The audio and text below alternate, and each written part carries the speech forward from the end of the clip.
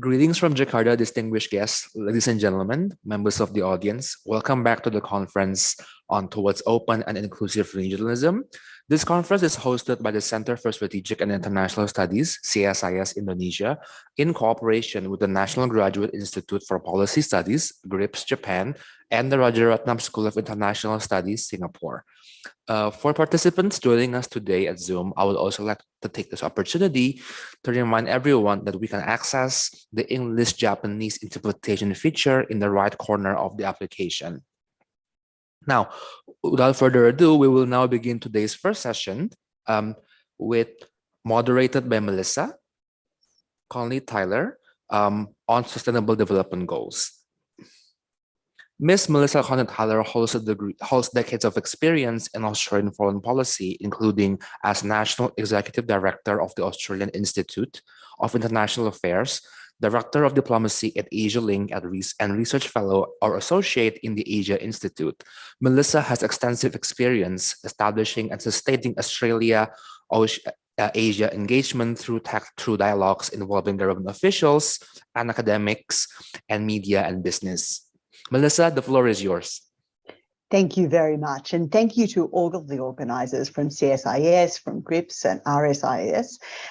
As Rocky says, I've been privileged to know many people across the network, and it's great to catch up with you again, even if virtually this time. So my name is Melissa Conley-Tyler. I'm the program lead at the Asia-Pacific Development Diplomacy and Defence Dialogue, which is a new initiative. I'm calling in from Canberra, from the lands of the Ngunnawal and Ngambri people, and pay my respects to elders past and present. I was completely delighted to be asked to chair this session 6, looking at sustainable development goals. From my side, development is a key issue for that our organisation and for the region. If a country like Australia is looking at how do we engage with partners in Southeast Asia, then it has to be around what are the priorities for the region. And if I think of that as, what keeps Southeast Asian leaders up at night, I see it as development, national development in all its forms. So I think it has to be a core part of the shared interest where a country like Australia tries to use all the tools of statecraft. That means putting development at the heart of Australia's foreign policy in the way that we engage with Southeast Asia. So I very much appreciate, for that reason, the chance to be part of the discussion, to hear about development priorities for the region and potentially how countries like Australia can be part of that. And for this reason, I'm so pleased we have such excellent speakers who are joining us today. So we have Alizan Mahadi from ISIS Malaysia. Very good to see you again. Always have the nicest backdrop, may I say. Professor Meda Caballero Anthony from RSIS at Nanyang Technological University. So they'll be speaking for around 10 minutes, as I understand. And then to respond, we have a discussant, Dr. Muhammad Iri Wijaya from the Climate Policy Initiative, and he'll be responding to their thoughts. After that, we will have some online discussion among the participants who've been joining over this last couple of days, and we'll be looking at the Q&A that comes in from our wider audience joining us on Zoom and YouTube. So please, if you have thoughts as you're hearing our speakers, please do share those, and we will do our very best to get to those in Q&A. So I think without any more from me, can I please kick us off by asking Alizan to speak first? Thank you. Thank you, Melissa. Your Excellencies, distinguished guests, ladies and gentlemen, a very good afternoon from Kuala Lumpur here. So I was asked to speak about the SDGs, especially in the regional context. And what I'll do, if I can share my slides. Can you see the slides? Yes, we can. So I was asked 3 questions. How can ASEAN member states contribute to or achieve the goals set out under the UN SDGs? What role can ASEAN dialogue partners play alongside ASEAN member states in this process? And what are the obstacles hindering states from making progress in the 17 UN SDGs?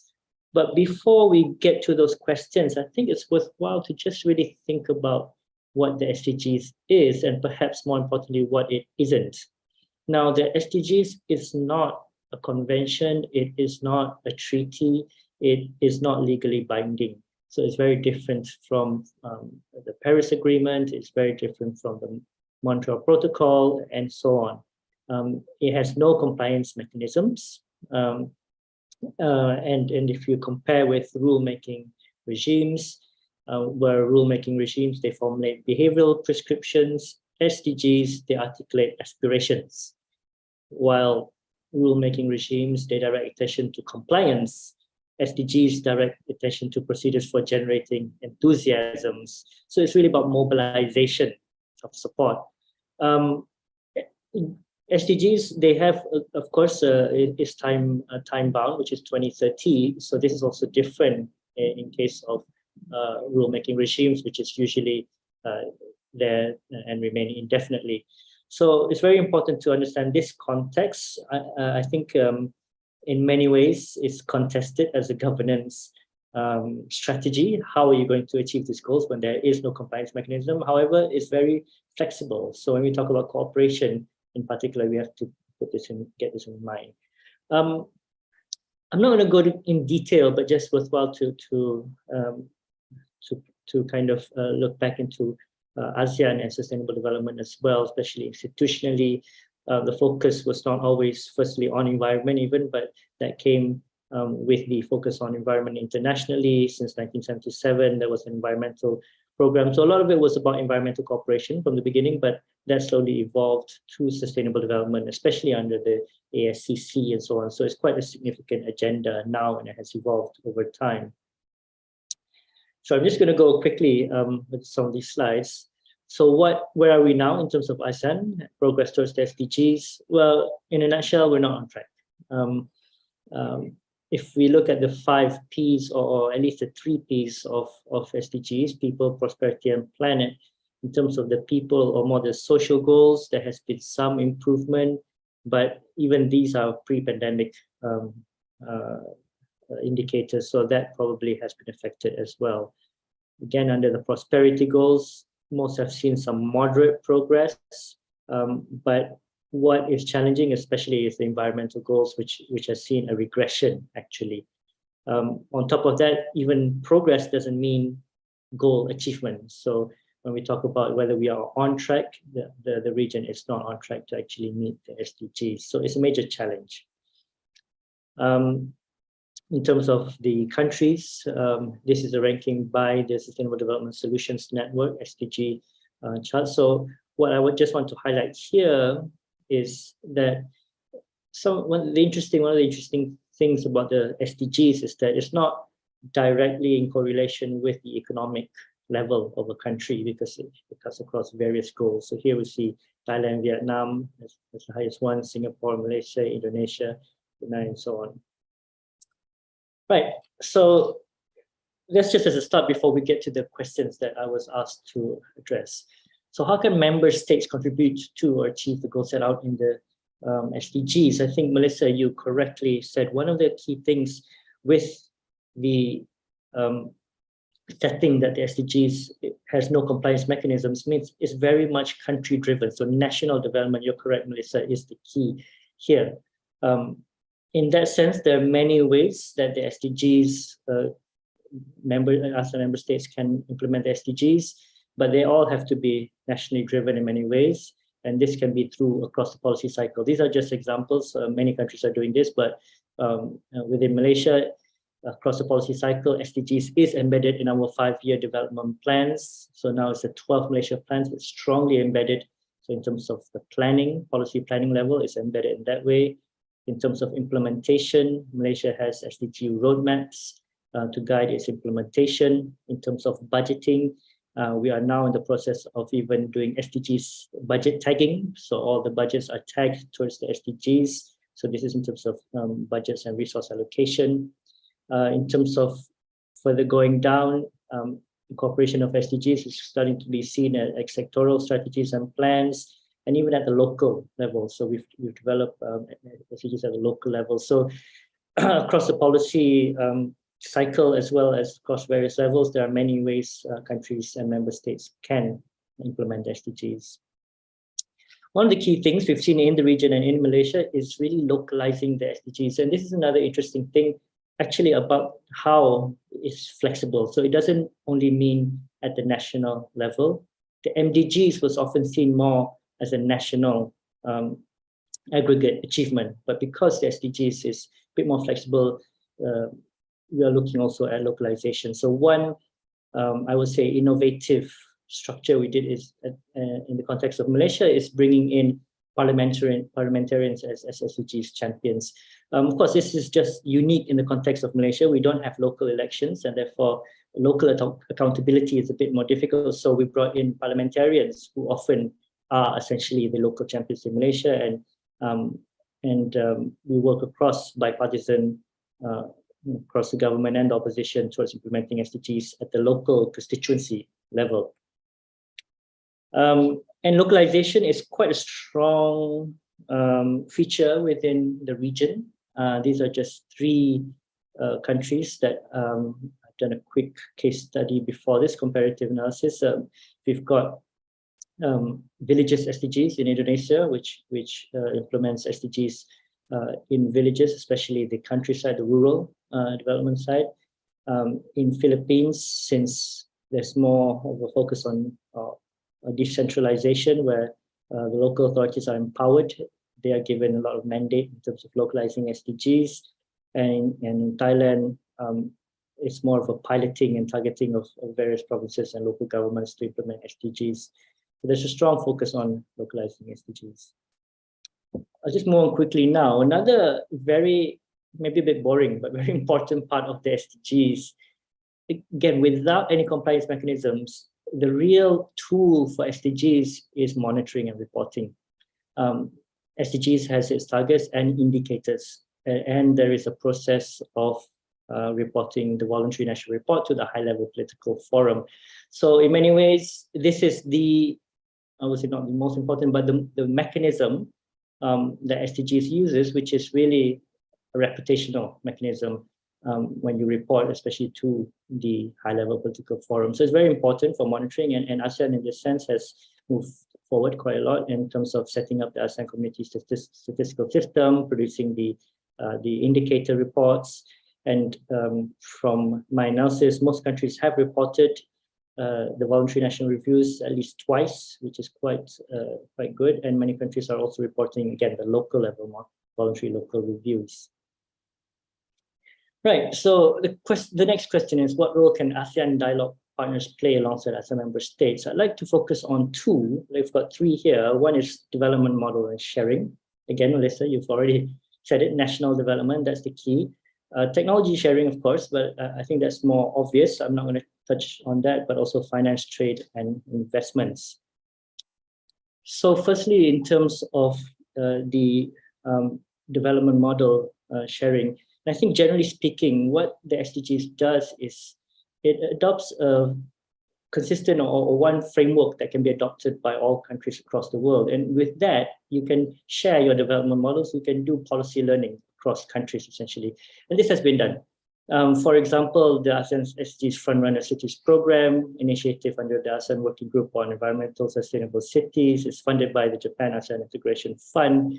I won't go through in detail, but this is just an example of 2 key things. One is the ability to share across the different countries how you implement your SDGs, understanding that it's very contextual. But secondly, once again, this is at the cities level. So it allows, in a way, almost bypassing the national level and learning policy models across cities. Sorry.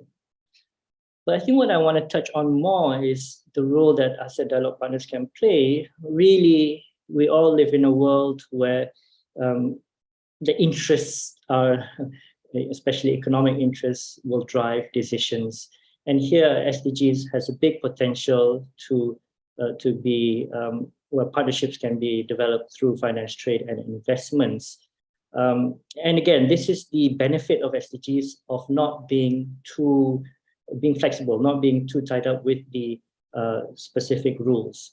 So firstly, is in terms of financing of development projects aligned to SDGs. I think everyone knows this, but this, for example, the Indo-Pacific strategy, which they have specifically aligned strongly to the SDGs, provides an example where development assistance, but not just development assistance, all financing can be aligned to the SDGs explicitly.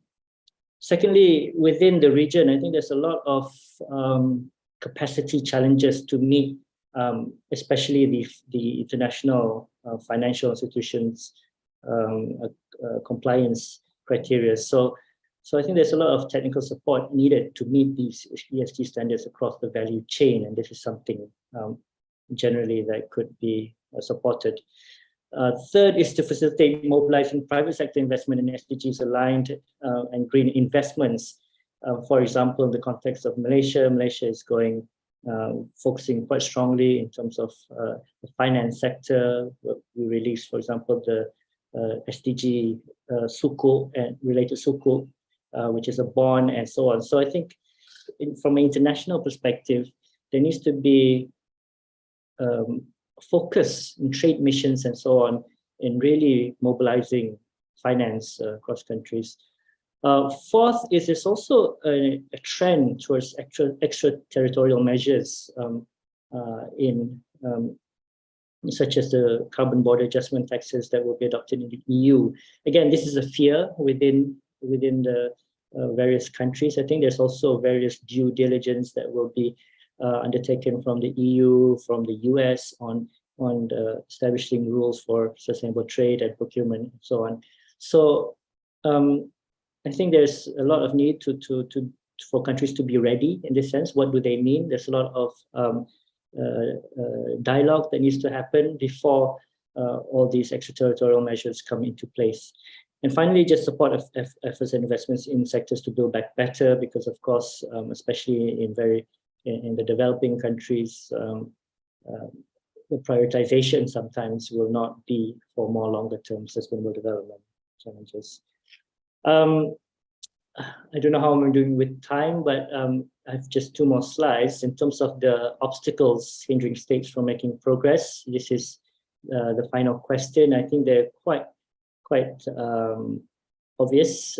Firstly, of course, the times we live in now, we're facing various crises, COVID-19, inflation, climate change, of course, conflicts and so on, and these are compounded. So again, in terms of building back better, I think there is a problem on prioritization within the region.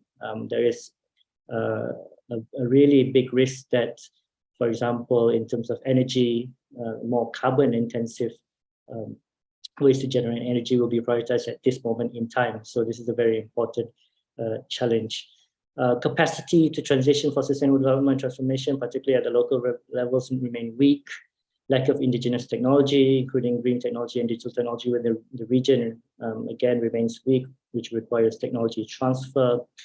I'd like to touch a bit on the structural and technological lock-in and path dependence in key sectors. So this is a major challenge where every country's context will be very important to understand. For example, in the Malaysia's efforts for energy transition, we have power purchasing agreements that go on for many years, which focus on coal as the fuel source, and therefore it's very difficult to, we're locked into this agreement and very difficult to initiate energy transition.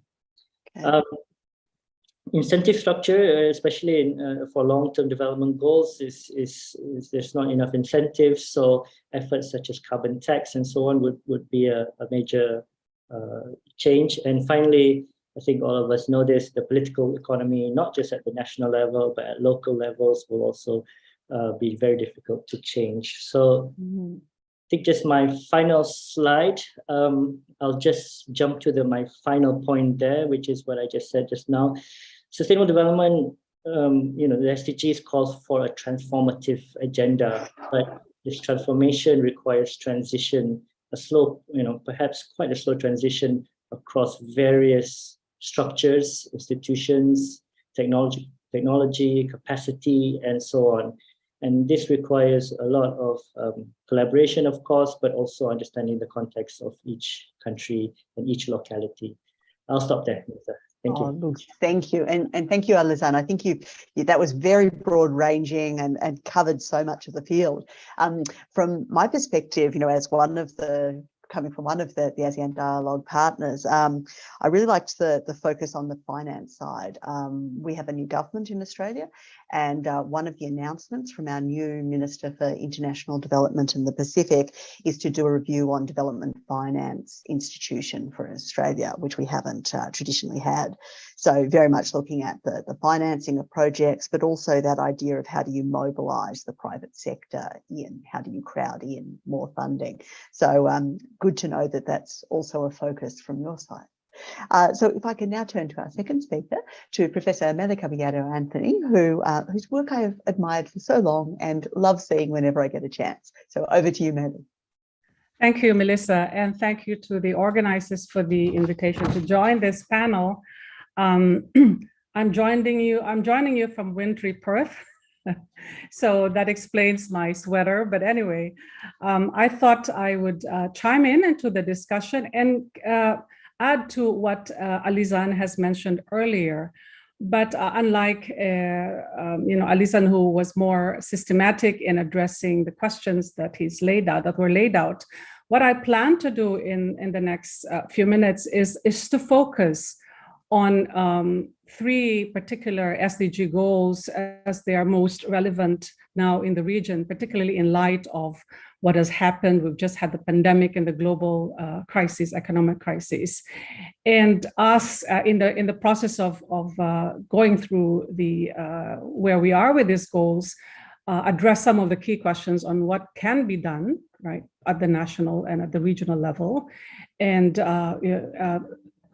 handle issues with regard to not just finance and development, but also enhancing relief for the purposes of this conference, where we want to focus on what can be done at the regional level to also then help countries that have in particular been most vulnerable to these challenges, and then and from that move on to what can be done in terms of setting out regional agenda. So I have let me just share my slides. Before doing so, allow me to to set out that's come out now, thanks. Has it come out? Yeah, okay. Two key arguments that I want to put forward. One is something that's already been said, but worth iterating, that we are really far behind achieving the SDG goals, but we're not far behind, but in fact, as a result of the crises that we've had, the pandemic crisis, which have had a significant implications on human security, especially among the vulnerable communities, we have really then wiped out most of the gains that we've had. And when focusing on these three SDGs, whether it is on improving poverty or towards the goal of no poverty, absolute no poverty, improving food security and improving health and well-being, the result of the impact of the pandemic and the crisis has really set us back. Some studies would even say 20 to 50 years behind. Yeah. And the second point is that while indeed the achievement of these goals should start at the national level, it really requires a lot of planning and governance at the national level. The fact that many of the challenges to these goals are transnational, and therefore national capacity is seriously challenged, and that that requires or compels the need for multilateral cooperation. And this is where multilateral frameworks like ASEAN and the ASEAN-led institutions become extremely important. So having set out these 2 points, let me go to the first impact of the crisis on the SDG goal number 1, which is no poverty. So, in fact, if you look at the numbers from pre-pandemic to the present, we could see that the UN SDG report, for example, has noted that the world, as a result of the pandemic and the crisis, you can see here we are 3 years into the crisis. We're still seeing new waves of the COVID-19. We have rising inflation.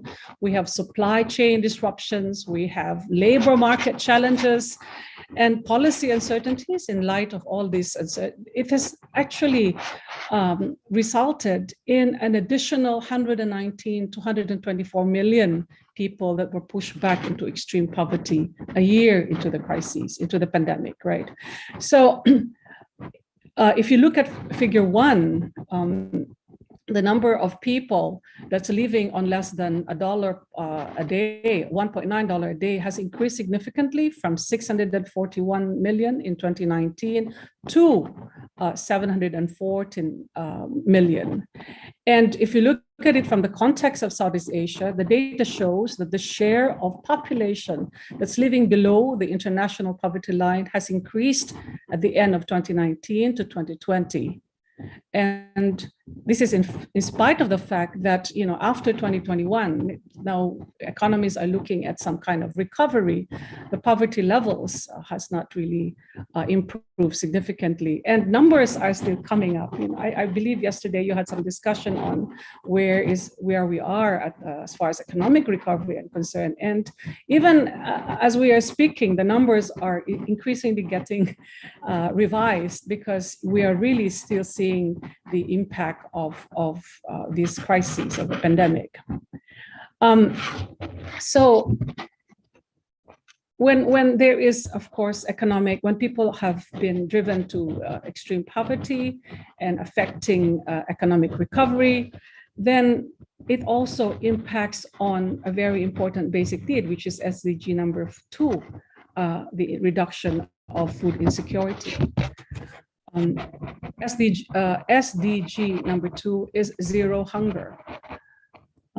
It is noted that 161 million more people globally are likely to face more hunger as a result of the pandemic and the ensuing economic crisis. And within Southeast Asia, despite initial gains in actually improving nutrition, right? We have now a number of people, 126 million more, that are facing moderate to severe food insecurity. I note that there have been a number of reports because of rising inflation, food insecurity has worsened, especially since in developing countries, including Southeast Asia, household income uses up to, or put it this way, 75% of household income actually goes to food. So you can imagine the impact of that on the amount of food that have been deprived to people that have been badly affected. And it's not just really as a result of inflation. There are a number of factors that have led to this, the impact of more insecurity. And that is when you look at it from the context of, the food chain, from harvesting as a result of lockdowns, for example, and severe labor shortages. There's been a lot of loss in food that has been produced. There has been some blockages in the supply chain, in transport, and this have resulted in food losses, which we don't really need given the current circumstances. So the FAO number actually puts food losses just from storage, from harvesting to storage to delivery, to almost 30% of total yields. And not to mention the fact that, as with climate change, it's affecting food production, and we are expecting droughts in our part of the world.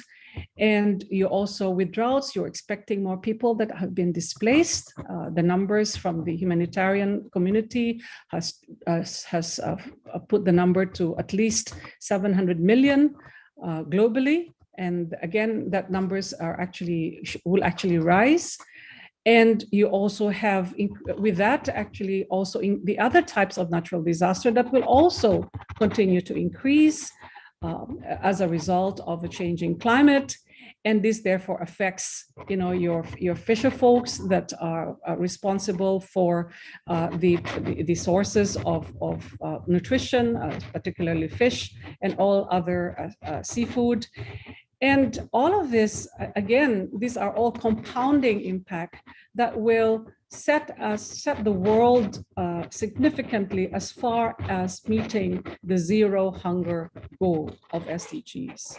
And I wanted to also highlight that we are looking at the setbacks in the face of what we call the triple planetary crises that scientists that work on the planetary health have actually highlighted. And the planetary crisis that faces us today, right, apart from the pandemic, is really climate change in all its manifestation, the loss of biodiversity that affects our sources of food, and also increasing pollution. So you have economic insecurity, you have food insecurity, and of course now we have, as a result, more insecurity as far as health is concerned. Now, these are just the recent numbers that have come up as we continue to monitor the number of casualties, the number of cases, COVID cases, and the numbers doesn't seem to sort of stop, or at least because we are looking at new variants and also the emergence of other types of infectious diseases. And all this increases is stacked against the other types of what we call the burden of other infectious diseases, which are also rising. And I'm talking in particular the cases of tuberculosis and malaria that is on the increase as a result, among others, of increasing hot weather. Right. And of course, also the impact of all of this compounded crises on mental health, something that often is not talked about when we talk about health security.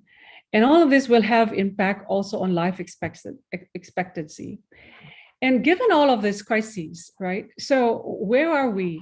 As I said earlier on, we have been set back significantly in our aims to achieve the SDGs. So at the national level, yes, there are efforts by governments to address many of these crises and to recenter the goals and examine where they are, getting other countries and other actors. We mentioned earlier on the role of the private sector, right, and other non-state actors like your NGOs and your other groups like the religious groups and other social groups that are there, that are helping communities deal with the impact of this crisis to minimize the sufferings of people that have been badly affected. But then we also have regional mechanisms. And this is really where I guess the discussion now moves, because in addressing economic crisis, for example, the Southeast Asia ASEAN, as early as 2020, actually had a comprehensive roadmap in dealing with the crises, which includes, of course, enhancing health systems, I will come to in a bit, and strengthening human security. But what is important in dealing with the crises is really the impact of some of the policies undertaken by certain governments that are affecting the ASEAN goals towards really deepening economic integration in spite of what has happened. In fact, one of the goals of economic recovery is to ensure that you maximize the potential for intra-ASEAN market, ensuring, for example, that you minimize, or remove export restrictions, particularly for basic necessities, basic goals like medicine and food, etc. And second is really the need to ensure that everyone, right, is part of this so-called inclusive recovery. And one way to do that is to make sure that you make use of existing technology, so accelerating inclusive digital transformation. But what does it entail? It entails a lot of investments on infrastructure, for example, better broadband facilities, making sure that you have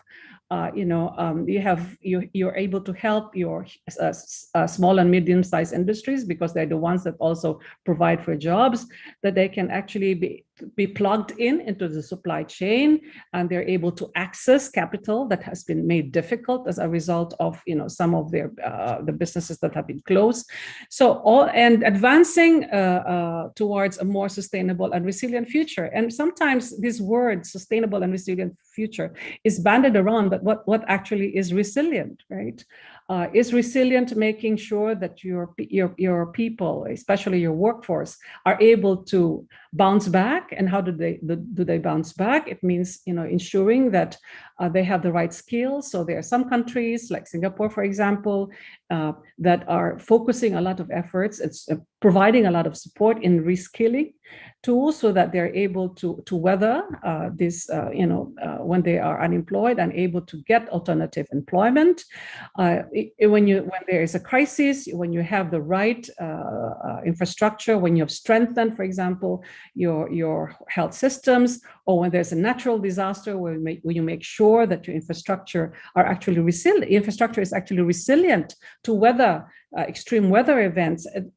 This is what it means. It again, as Alisan mentioned earlier, a lot of investments and a lot of capital needed. And you see this agenda, right, stack against record inflation, rising interest rates, increasing debt burden, and competing priorities among governments. And as a result of this, again, sorry, why is it moving? This therefore affects your health security. To address food security, what do we do? Certain countries try their very best to support their farmers and other producers in ensuring that the food supply is made resilient. We have mechanisms in the region that actually helps to mitigate some emergencies. So I put here the ASEAN +3 Emergency Rice Reserve, which was established in 2011 to avert rapid rice inflation and discourage price speculation. But the question that perhaps can be asked moving forward is, do you actually just limit it to rice? Could it be expanded to other commodities like wheat, which is very important, or fertilizers, even vegetables? Or can ASEAN countries, together with the dialogue partners, Japan, South Korea, and China, and even countries like Australia and the United States, can they be sort of plugged into the regional mechanism to address some of the gaps that are there in actually ensuring that food security can be mitigated, food insecurity can be mitigated? And finally, as far as the health security is concerned, the whole adage about no one is safe until everyone is, there is a whole agenda to address issues of health inequity. It includes access to not just to vaccines, but other therapeutics, make it more affordable and available at all levels, from the regional, national to the local levels. The need to ramp up efforts at the national and local public health systems. Given the fact that robust health systems, regional health systems, are critical to the foundations for global health security. Given the fact also that we are not only talking about dealing with coronaviruses, but other emerging diseases. Mm-hmm. So the agenda for health systems, talk about strengthening health systems, and of course, regional agenda, strengthening efforts at pandemic preparedness, regional cooperation in helping countries scale up their public health capacities, cooperation in scientific and medical expertise, and again, resources to build capacity and diagnostics. So in conclusion, we have a long agenda ahead, serious challenges to be addressed.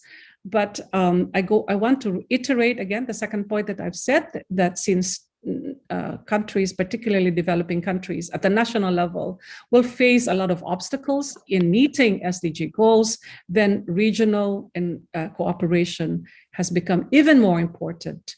And ensuring that we make use of existing multilateral frameworks and strengthen them to help all the affected communities. Thank you. Thank you very much, Millie. And I think that focus on the key issues on poverty, on food, on health, what's happening in the region and where there's a potential role for cooperation, I really appreciate it. I'm very conscious that, you know, as well as the pandemic, as well as the planetary crisis that you explained so well, that, you know, food insecurity is being, food security is being impacted with a bit of a shock at the moment with Russian invasion of Ukraine and what that means, not just in the region, but worldwide.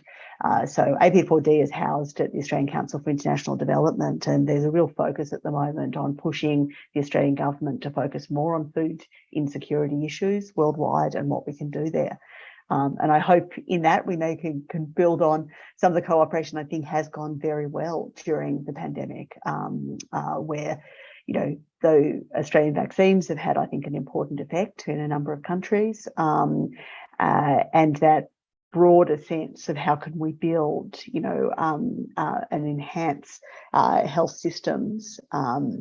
That's been, I think, an important focus, and again, a big campaign area in Australia. You could certainly say that, you know, that idea of end COVID for all, vaccine justice, that's very much got through into the public mind. So, if I can keep encouraging people to put in any questions they want answered, any reactions they want to share in question and answer, that would be great. And I do promise that I will be coming first to all the people who have been roundtable participants. So think about what you want to say when I call on you very shortly.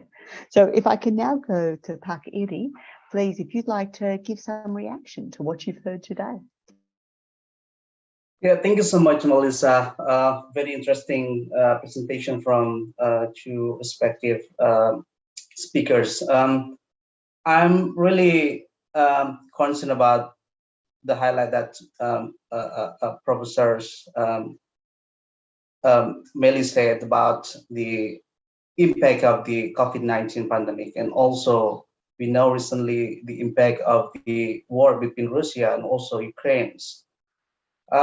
We CPI Climate Policy Initiative did a study in last years about measuring the greenness index of our early response among 5 Asian countries, mostly in Southeast Asia. What we're trying to capture is that the COVID-19 pandemic, of course, increases the number of the people who are living under the poverty rate, and also minimizing the impact, minimizing the budget of the government, because the government, most of the budget allocated for economic recovery. And this is something that we also afraid in the long term, that many of the government measures happening to respond the COVID-19 pandemic is more on the short-term perspective, where you know that many of the government providing subsidy to health, subsidy to fuel, subsidy to food, and so on. But we are forgetting that the long term of our goal is to create sustainability throughout the supply chains of the process.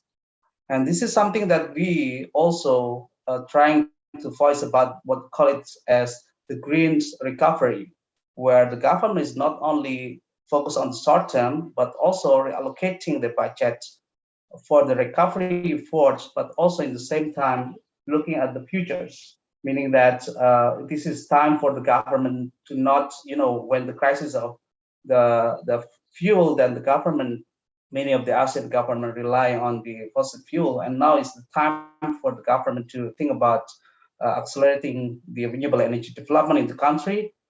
Well, it's in the same time it can help to reduce the dependency on the fossil fuel, but also for the long term, it also can increase the energy security of the countries.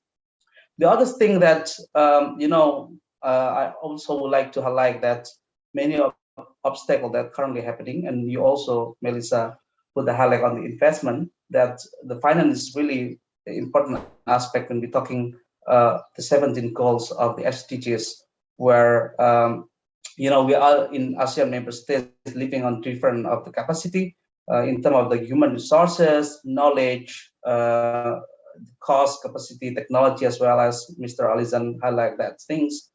But you know that we need to remember that this different capacity is also can be opportunity to collaborate one to others, right? And unfortunately, lacking of the participation of private sectors is still really happening in the Southeast Asia. This is not because of private sectors are not interested to participate on the SDGs through a couple of the measures, for example, ESG and so on. But this is mostly due to the policy environment that happening in the regions. Many of the government policies currently not really supporting the collaboration with the private sector, for example, related to the renewable energy development. Many of the governments still trying to, let's say, putting subsidy for the fossil fuel rather than accelerating the measures for investment in renewable energy. This is happening in many places in Southeast Asia. So then the perceived risk of the private sectors still see that the green investment is really high because the government not providing appropriate incentive, appropriate risky instruments. So then this forever, I think, will not be a measure to accelerate the sustainable development goals. The Indonesian government is trying to be pioneers on the financings of the SDG through the launching of the SDG bonds. But you know that there are critics on the SDG bond. You know that the SDG bonds government claimed to be receiving a good response from the market, but unfortunately, most of the participants, investors who are interested in bond, basically coming from the conventional investors. So this is not because of the investors looking that the green investment is now becoming more profitable compared to the conventional one, but because of the government, providing a lot of incentive to these sectors.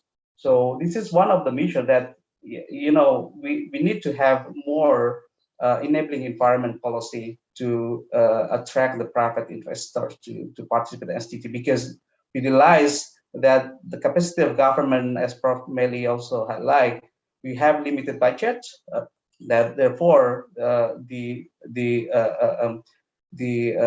let's say participation from the private sector is something that really needed to accelerate our SDG achievement. And a lot other thing that we need to accelerate as well, as I mentioned in the beginning, that we have a lot of different capacity, we have a lot of different gap in terms of the human resources, knowledge, and so on. So we need to have more and more transfer of knowledge, transfer of technology, and more stronger engagement between Southeast Asia members. I think that's my perspective, Belisa. Thank you so much. Oh, thank you. Thank you. And I'm looking forward to moving into broader discussion. So again, a reminder to all our participants on Zoom and watching on YouTube, you can give your questions in the Q&A, and I would very much like to have some there. But first of all, I'm going to call on some of our dialogue participants who are I can see. I'm not certain I can see all of them, but I can see you. Ambassador Iimura, I can see Shinoda-san, I can see you, Ibu Lina, Ibu Fifi, good to see you both again. I can see you, Alex, Dr. Wanandi. Would any of you like to come in and give a reaction? You just have to put up the hand on the little Zoom raise hand button. Press that and we'd love to call on you. And I'm leaving a few seconds. I would like one of you to come in. Oh, I see Ambassador Keng Yong, would you like to come in? Yeah. Great. Thank you, Melissa. In the interest of stimulating discussions, I just wanted to make 2 points. One is that there is no doubt ASEAN has not been doing enough towards the accomplishment of the Sustainable Development Goals. Yeah, but at the same time, we should not be too hard on ourselves. One, because we are a very diverse region. Two, yeah, we have different form of governance and systems in our respective member states. And as a result of that, they have different priorities and outlook. Yeah, but hopefully they all believe that they must do something good for their citizens. Still, there will be a bit of lethargy in some sectors, while there may be a lot of energy in other sectors. So we cannot be too harsh on our judgment. Also, more importantly, I think Southeast Asia is what I call at the crossroads. We have different ideas, we have different compulsion to do certain things, we have different demands. Yeah. So what for me is important would be the policy outlook of our member states. How are they approaching this challenge of sustainability? How are they aspiring to do something in furtherance of the SDGs? So if we look at it from that angle, I think there is enough to convince me that some of the policy guys are hard at work. The challenge for them is that they have to sell all these requirements and these policy actions to the respective populations. And mind you, the populations in Southeast Asia, they range across so many different ideas and locations and multiple cultures, to put it bluntly. And how do you manage across those? Yeah, overall, I would say that policy is determined to make a difference. The speed may be too slow, and we may be running out of time. But it is important for us to identify the ways in which we can accelerate some of these action. And that's why we focus a lot in ASEAN on engagement with other countries, especially the dialogue partners, who can contribute certain resources or at the minimum some ideas on how to move things quickly in a particular direction. The other thing that I want to talk about is that apart from these unique diversity or inherent characteristics of our ASEAN nations, there is now the external push, external developments. And here you can imagine the digital revolution and the technological changes that come about. So the question now is, how do we direct our effort to blend the 21st century ideas with the 20th century policy? Some countries find it a bit more difficult, because they haven't even finished the 20th century plan. And then now 21st century ideas have come and show the irrelevance of the older ideas. So here we therefore need very much to engage our ASEAN dialogue partners, even those who are not partner country yet. If they can have ideas to share, it will be good. So that's my general outlook on this particular subject. Thank you. I want to make one last point though. At the end, the UN must be a bit more in our region, right? The UN is only now in our region when there is a military conflict or when there is a breakdown of civilian rule or whatever. And the irony is that we have the UN headquarters for Asia Pacific in Bangkok. So I think there can be a bit more strenuous effort made by ASEAN member states to engage the UN from the Bangkok complex, ESCAP complex there, and to do more. Thank you. Fantastic. No, thank you. Well, I'm going to go to Dr. Wanandi, and then I'm going to end up by asking our panelist and discussant to respond to the question that we've got in the Q&A. So if you have a look at that, get yourselves ready, and I'll go to Dr. Wanandi. Thank you very much. I just would like to have one question to our panelists with regards to your assessment of the private financing for sustainable development in ASEAN, the state of that private financing, and how can we increase the blended financing for sustainable development? Thank you. Thank you very much. And who'd like to answer that one?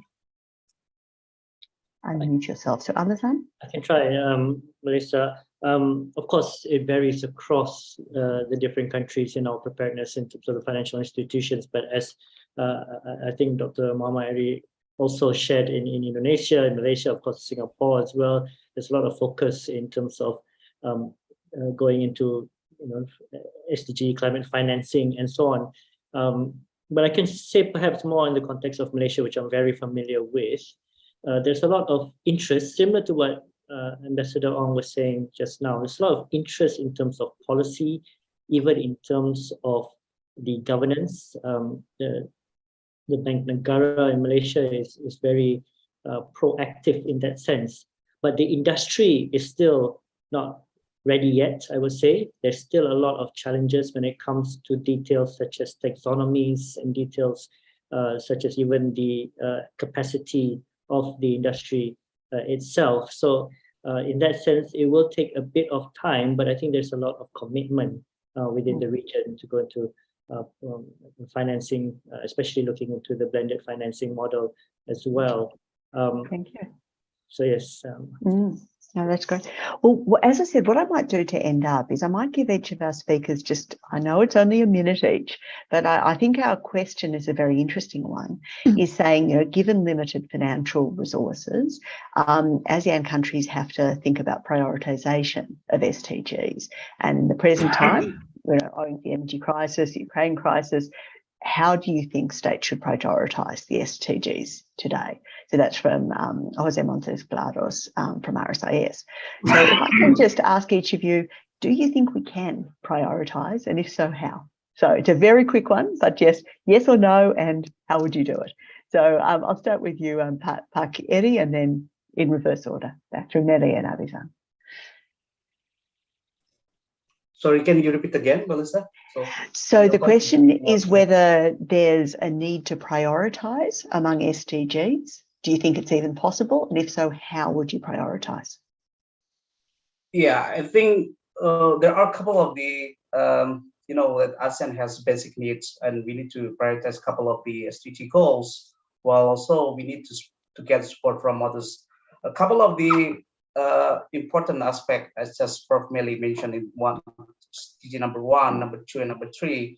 This really happened in Southeast Asia, for example, in Laos, in Myanmar, and some of the marginalized society. And this is something that really urgent to be prioritized as the impact of the COVID-19 and also the impact of the Ukraine and Russia war. That's probably my short answer. But of course, we don't need to forget others goal as well.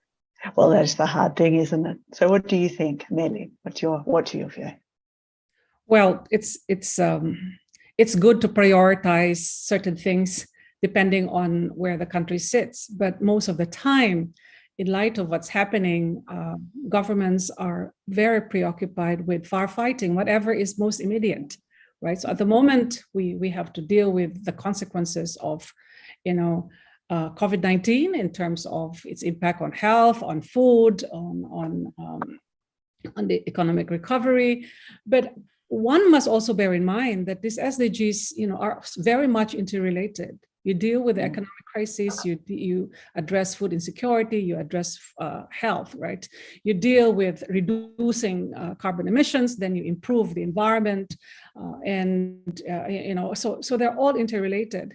And I guess it is important, moving forward, we all have our priorities, depending, I guess, as I said, on where the country stands. But as a region, and I think this is where most of the discussions really are of interest, is to have, a shared vision of where we are. And if I could sort of follow,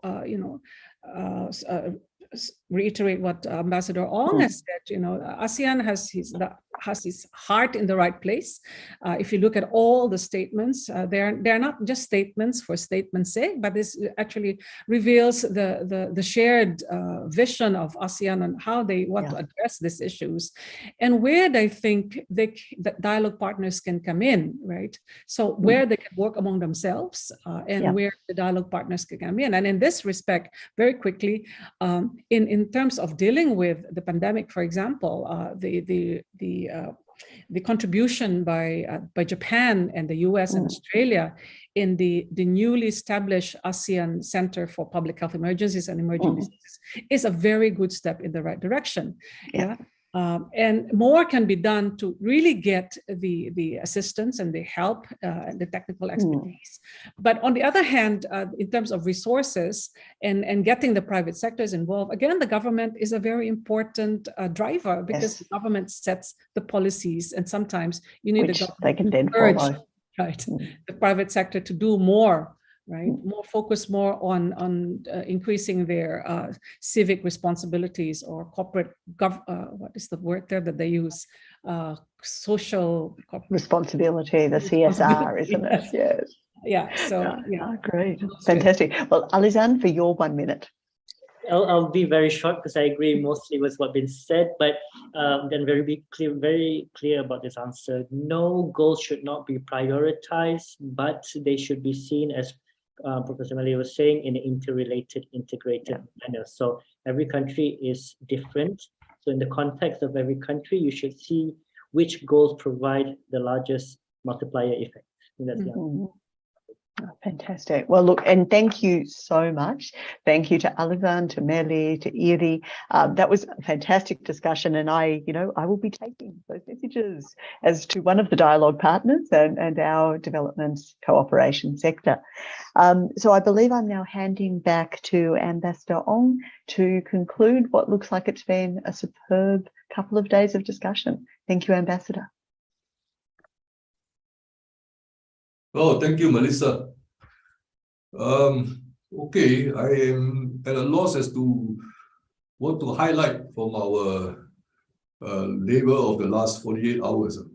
Although we went to bed last night, we were full of ideas from yesterday's discussion, and we were wondering what to say for today's various sessions.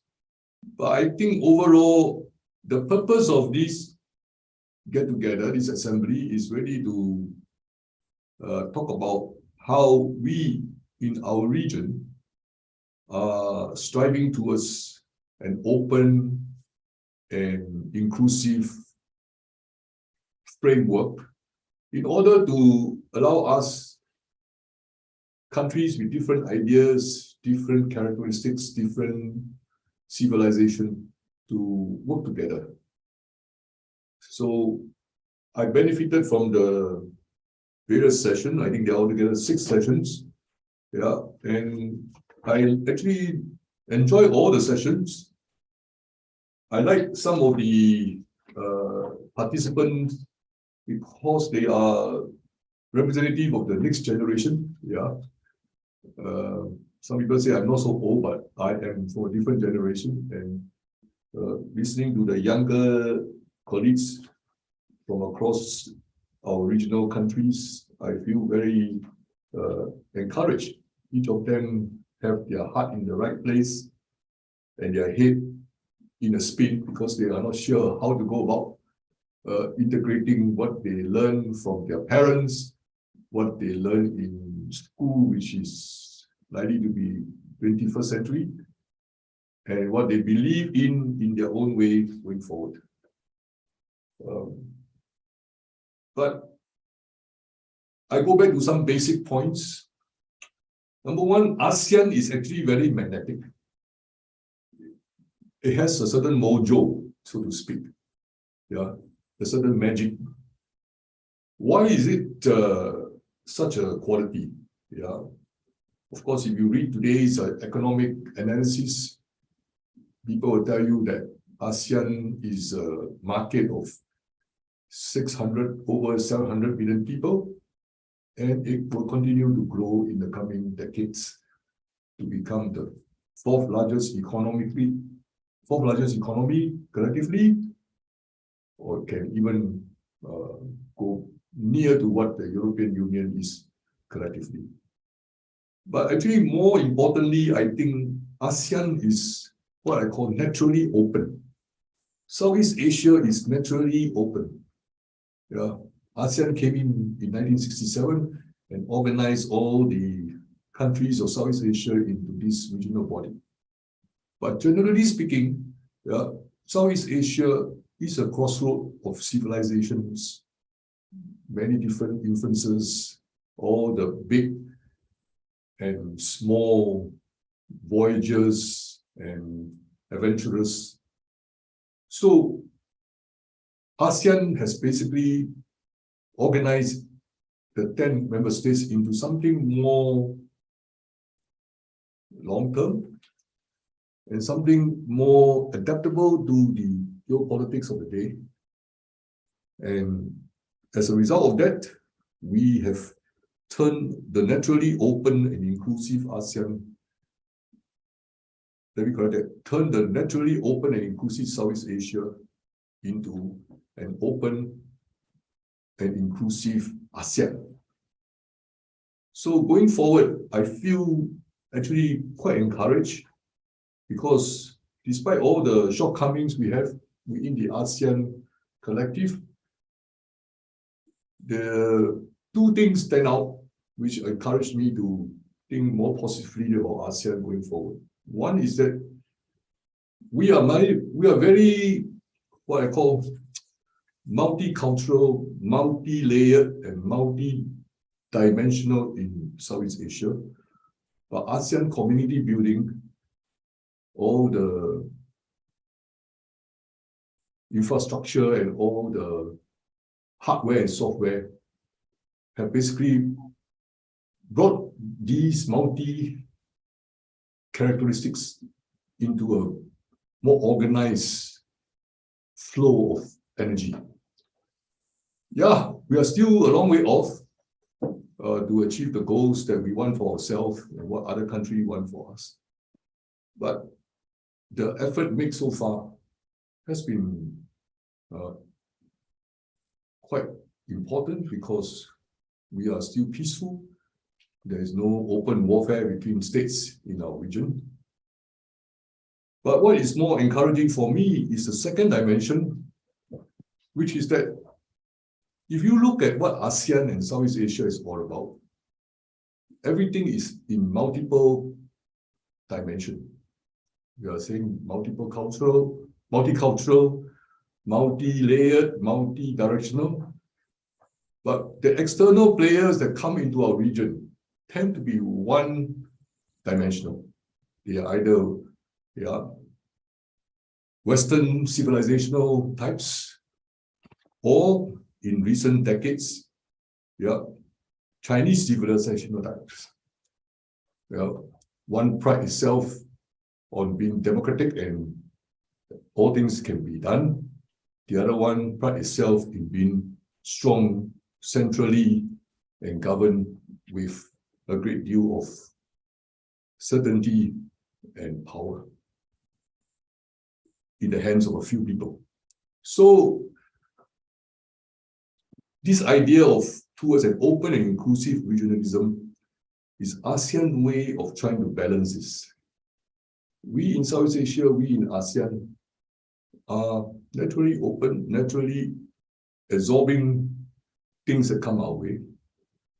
But the external party that come our way want Southeast Asian to either accept what they have delivered or make sure that we don't go to those people that they are opposed to.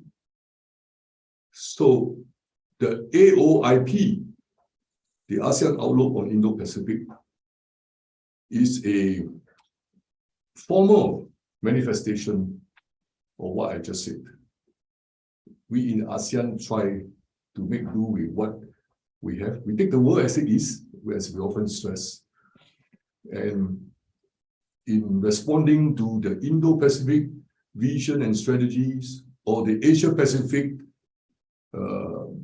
character and civilizational qualities, we came out with this thing called AOIP, an ASEAN outlook. As an outlook, I always wonder, how can we realize it? Yeah, it is not a strategy, it's not a vision, it is an outlook. We integrate what other people think they have about our region. And then we try to find a way to make a living and hopefully exist for as long as we can and to flourish in this effort. So I may be a bit philosophical here, but I think AOIP is essentially a viewpoint, but it is not something that ASEAN member states are trying to propagate beyond ourselves. We are basically defensive. We are not offensive. And other countries outside of our region, the civilizational players from outside our Southeast Asian region, should not take us as an adversary with this AOIP. It is our effort to make a peaceful conciliation with all those ideas outside coming into our region, and to give our own membership a raison d'être to continue the family connection and to stay within the family. The other sessions dealt with crises in Myanmar, in Ukraine, and economic developments elsewhere, the challenge of the COVID-19 pandemic. All these are things that we have to accept on a daily basis, just like in our family, we have to decide whether mothers should go out to work or fathers should stay home and rest since the father is old. Those are the kind of day-to-day questions which families in Southeast Asia have to contend with. And so we have all these various sessions to go deep dive into some of the things that we need to do, or what we have not been doing good enough. We have to try to find more energy, more ways of achieving them, as we have just heard regarding the SDGs. So to sum up, I think there is a lot of work that we have to do going forward. I'm glad that we are able to share all these perspectives openly across the past 2 days. And in the process, we learn more about what Japan is interested in, understand where they are coming from. And then we have heard some of our dialogue partner experts giving us their own viewpoints about how they see things happening in ASEAN region and how ASEAN is coping with the external parties. So overall, thank you to CSIS for putting this together, and GRIPS and my colleagues in RSIS have made their contribution to this whole very healthy debate. It is only the beginning of our search for a better understanding of what is ASEAN, what is ASEAN plus, what is our Indo-Pacific or Asia-Pacific all about. I wish all of you a very healthy journey going forward. We need that. We think we got the COVID-19 under control. Now we have monkeypox. Tomorrow we may have some other kind of pox. Yeah. And the only business that we should be in is to make vaccine and medicine. I think forever we will be prosperous. Thank you very much. Thank you very much, Ambassador Ong. I think before I close this conference, Ambassador Yutaka Iimura would like to say a few words. Thank you, Rocky, for giving me a chance to say how much I'm grateful to CSIS, Jusuf Wanandi and his colleagues, and also Ambassador Ong Yong and Rocky yourself. I know that you have been working very hard in the past 2-3 weeks. And also I'm thankful to my colleagues at GRIPS. Maybe I can say just briefly 3 points. One is why we get together in this framework. I think it was already 4 years ago in Singapore. The meeting was organized by Ambassador Keng, and we called this the loosely associated group as PRN-SEA, which is abbreviation of Policy Research Network on Southeast Asia, and where we discuss variety of issues related to Southeast Asia, Japan, and other ASEAN dialogue partners. Initially, we had joint researches like on the theme like religious extremism, the free trade, etc. Then last year, we decided to focus on, this is the point just Ambassador Keng referred to, AOIP. Last November, if I do remember correctly, we got a meeting to discuss about AOIP because we appreciated very much this initiative by ASEAN countries, and we also had our own idea, free and open in the Pacific initiative, which is very much different from the one that the US has been advocating, and also some West European countries have been advocating. Also, we are our idea is more probably more on the peaceful side, actually.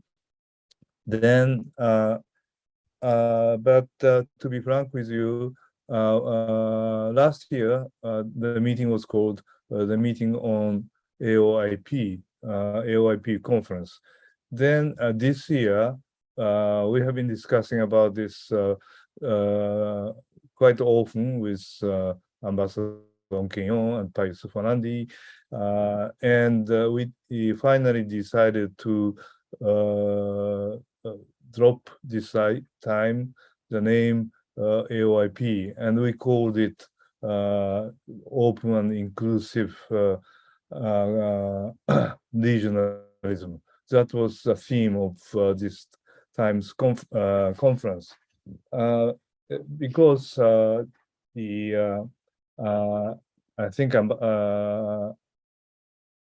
Ambassador Keng and Jusuf Wanandi a little bit worried about possible reaction on the part of Chinese regarding this initiative, and we better, as ASEAN nations loves peace, maybe we better skip the name and we call it more moderately the open and inclusive conference. And we said, naturally, GRIPS said, okay, we don't want to provoke any useless conflict by having this conference with a name which sometimes some friends outside of ASEAN partnership didn't like.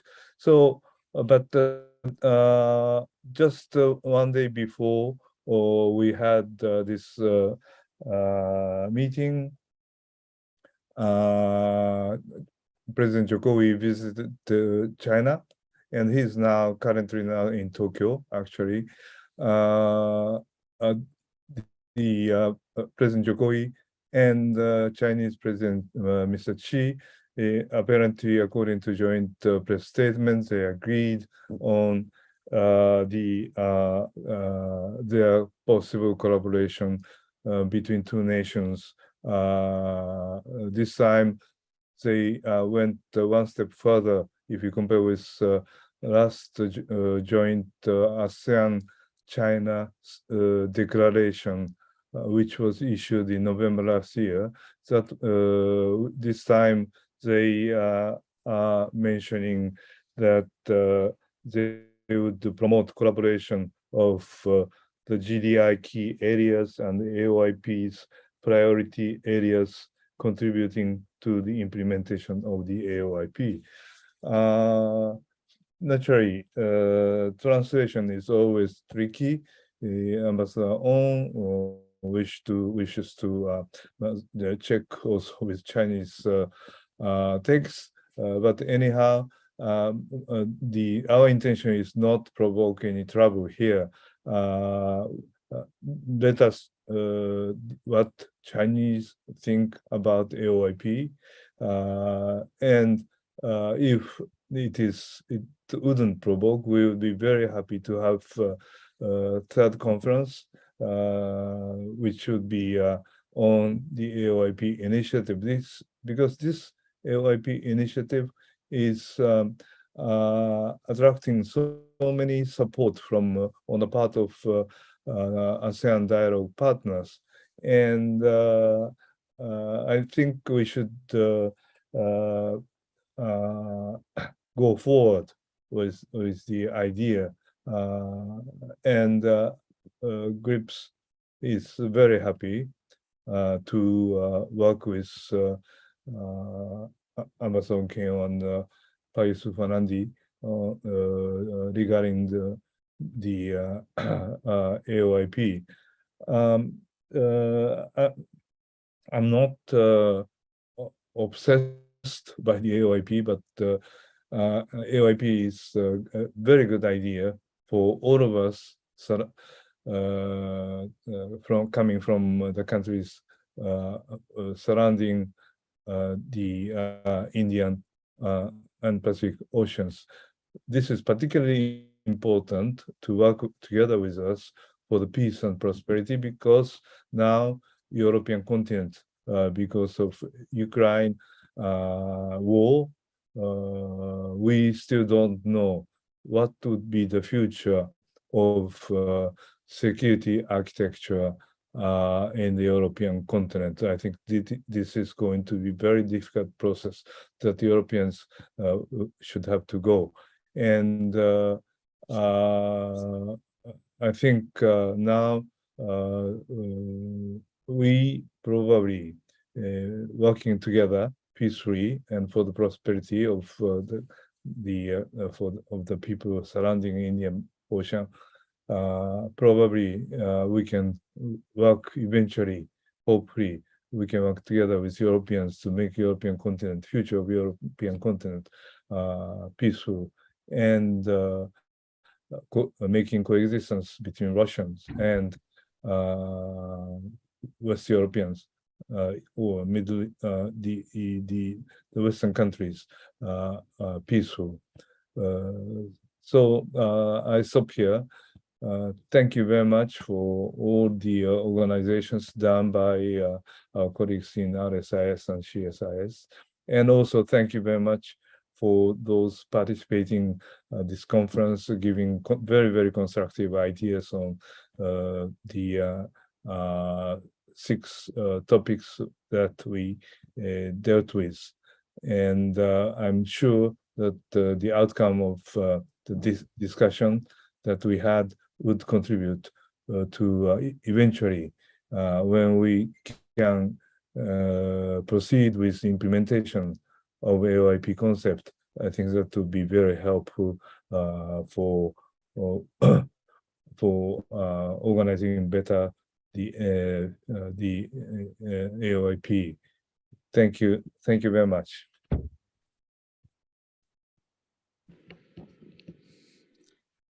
Thank you very much, Ambassador Ong and Ambassador Iimura, for the concluding remarks.